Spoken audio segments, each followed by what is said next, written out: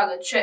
વડોદરા શહેરમાં સોનાની ચેન લૂંટી કરવામાં આવેલ વૃદ્ધાની હત્યા મામલે મકરપુરા પોલીસે આરોપી વિશાલ સરોજને સાથે રાખી રીકન્સ્ટ્રક્શન કર્યું।